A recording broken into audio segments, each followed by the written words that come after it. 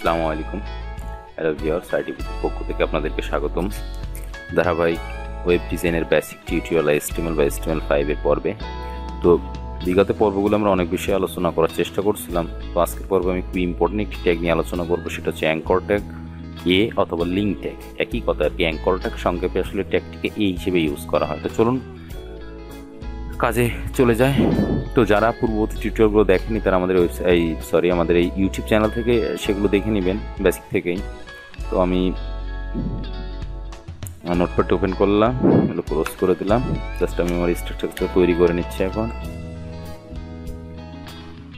ওকে, তো এই tag basically লিখতে হয় দেন এটা যেহেতু এমটি ট্যাগ নয়, তো অবশ্যই একটা ক্লোজিং আছে, ক্লোজ করে দিলাম। তো এখন এর ভিতরে আমরা যে জিনিসটা লিখবো সেটা সাইডে শো করবে, এটা আমরা জানি, বাট এটা সেভ করলাম। দেন আমি এখন রান করি। রান করে বিষয়টা দেখি, আমরা ক্রোম দিয়ে দেখি। খেয়াল করুন, শো করতেছে, বাট অ্যাঙ্কর ট্যাগটার আসলে কাজ এইটা না। সাধারণ একটা ট্যাগের কাজ, একটা আলাদা বৈশিষ্ট্য আছে, সেটা লিঙ্ক আপ হবে। এখানে যখন আমি কার্সারটা নিয়ে যাবো, ওটা লিঙ্ক আপ হবে এবং এখানে লিঙ্কগুলো শো করবে এবং ক্লিক করলে সে যেটা লিঙ্ক দিব আমি সেখানে চলে যাবে। তো এটা করার জন্য আসলে জাস্ট এইভাবে না লিখে এখানে কিছু অ্যাট্রিবিউট ইউজ করতে হয়। তো ফার্স্ট আমরা একটি অ্যাট্রিবিউট ইউজ করি। EF নামে একটি অ্যাট্রিবিউট আছে, এটা হচ্ছে হাইপার রেফারেন্স। তো অ্যাট্রিবিউট দ্বারা বোঝানো হয় যে এটা তো ক্লিকেবল হবে, তো ক্লিকেবল হয়ে এটা কোথায় যাবে সেটা বোঝানোর জন্য দিয়ে দেন ইকুয়াল সাইন আমরা জানি, তারপর ডাবল অথবা সিঙ্গেল কোটেশন দিয়ে এইখানে ভ্যালুটা বসাইতে হয় অ্যাট্রিবিউট, এটা আমরা জানি। তো এখানে আমি যে ভ্যালুটা বসাবো সেখানে যাবে। তো আপাতত আমি হ্যাশ ইউজ করলাম, জাস্ট বেসিক থেকে শুরু করি। হ্যাশ ইউজ করে পেজটা আমি রিফ্রেশ করলাম। খেয়াল করুন, লিঙ্কেবল হয়েছে।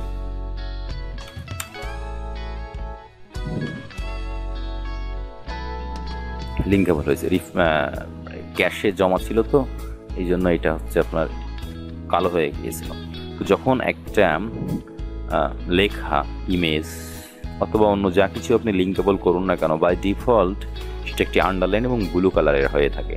এখানে খেয়াল করুন, আমরা লিঙ্কেবল করছি কি দিয়ে, অ্যাট্রিবিউট দিয়ে এবং হ্যাশ দ্বারা এখানে মান ভ্যালু বসাইতে হয়েছে। তো আমি এখানে জাস্ট হ্যাশ দিয়ে রাখছি, পরবর্তী আমরা এগুলো দেখব।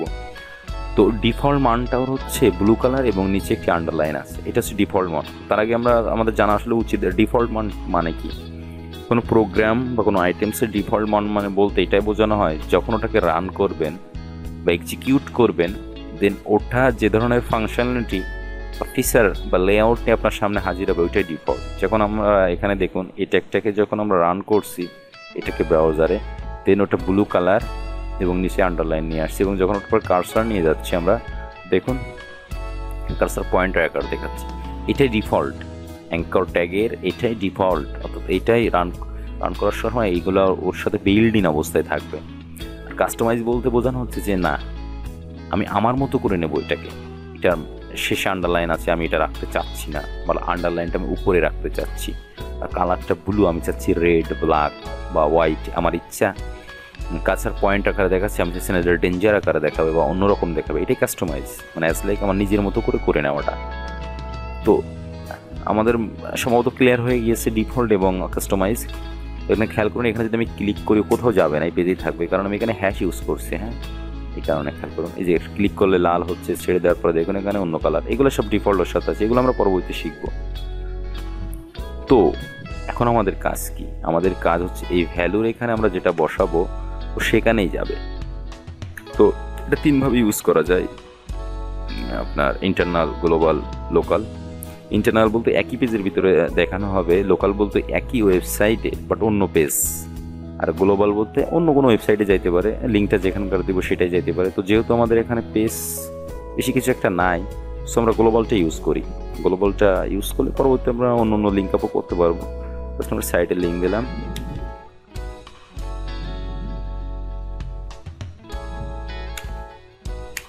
সাইটে লিঙ্ক দিয়েছি, সেভ, পেজে চলে যায়, রিফ্রেশ।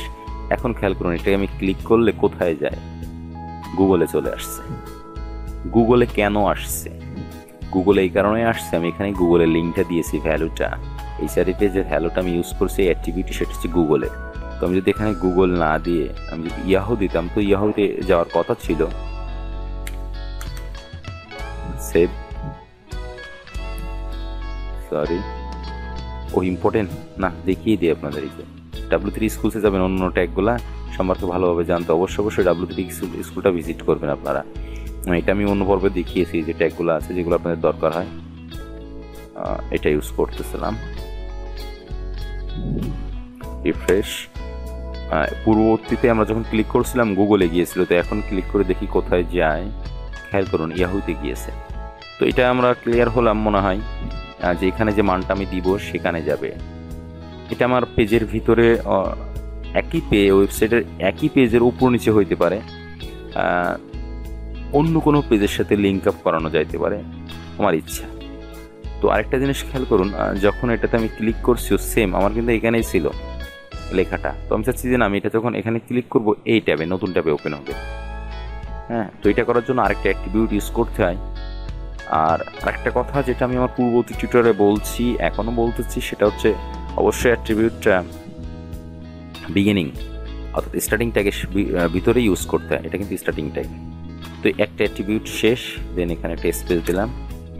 আরেকটা হচ্ছে টার্গেট দিয়ে আমি এটা বোঝাবো যে ও কোথায় ওপেন হবে। এটা কিন্তু ওপেন হয়েছে সেম পেজে, আমি চাচ্ছি যে না সেম পেজ ওপেন না হয় নিউ ট্যাবে ওপেন হবে। যখন ক্লিক করব ও নিউ ট্যাবে চলে যাবে। এটা হচ্ছে টার্গেট অ্যাট্রিবিউট। দেন সেন আমরা জানি মানটা বসাতে হবে।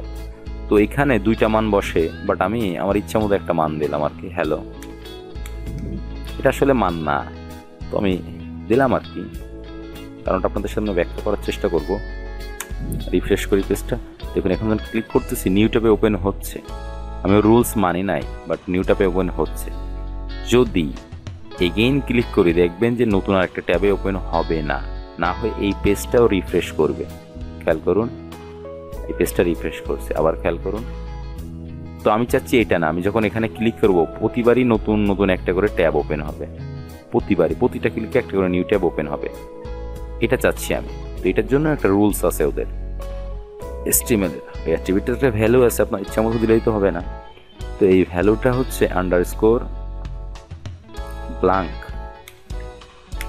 যখন আন্ডারস্কোর ব্ল্যাঙ্ক আমি ইউজ করব তখন কি ঘটনা ঘটে দেখুন, বেশি ভালো হয় দেখার পরে ব্যাখ্যাটা শুনলে।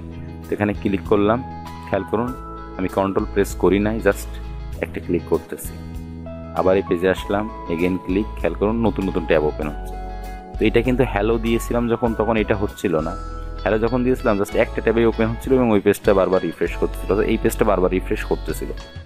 তো এটা হচ্ছে ব্ল্যাঙ্ক অ্যাট্রিবিউটের কাজ, অ্যাট্রিবিউটের ভ্যালুর কাজ টার্গেটের। 2 নম্বর আরেকটা আছে সেলফ, মানে একই পেজে ওপেন হবে। তো এখানে আমরা আন্ডারস্কোর ইউজ করবো করে সেলফ ইউজ, দেন সেভ, রিফ্রেশ করি পেজটা, খেয়াল করুন একই পেজে ওপেন হচ্ছে। তো এটা বাই ডিফল্ট সেলফই থাকে, টার্গেট অ্যাট্রিবিউটের মানটা সেলফই থাকে বাই ডিফল্ট, আমরা সেটাই দেখছি। তো এটা খুবই একটা ইম্পর্টেন্ট, এটা আপনার বিভিন্ন মেনু তৈরি করতে হলে, বিভিন্ন পেজের সাথে লিঙ্ক আপ করানোর জন্য এটা খুবই দরকার হয় ওয়েব ডিজাইনের জন্য। তো আশা করি ভালো লাগবে আপনাদের টিউটোরিয়ালটা, এবং আরেকটু দেখার চেষ্টা করবেন, অন্য অন্য সাইটগুলো ঘাটাঘাটি করবেন, আর একটু বেশি শিখতে পারবেন। সবচেয়ে বেসিক্যালি একটা জিনিস মনে রাখবেন যে টিউটোরিয়াল দেখলে, ভিডিও টিউটোরিয়াল যদি দেখা হয় তাহলে বেশি শেখা যায়। আপনি যদি স্টাডি করেন, বিভিন্ন ওয়েবসাইট ঘাটাঘাটি করেন, কন্টেন্টগুলো দেখেন অথবা বই পড়েন, তাহলে বেশি জানা যায়। তো বেশি শেখা, বেশি জানা, দুটার কম্বিনেশন যখন হবে তখনই কিন্তু আপনি আসলে ভালো কিছু করতে পারবেন। তো বকবকানে অনেক করলাম, থ্যাংক ইউ ফর ওয়াচিং। যদি টিউটোরিয়ালটা ভালো লেগে থাকে তো লাইক করবেন, কমেন্টে আপনার মূল্যবান মতামতগুলো জানাবেন, এবং অবশ্যই আমাদের চ্যানেলটিকে সাবস্ক্রাইব করে রাখবেন পরবর্তী আপডেট ভিডিওগুলো পাওয়ার জন্য। তো থ্যাংক ইউ ফর ওয়াচিং, ভালো থাকবেন, আল্লাহ হাফেজ।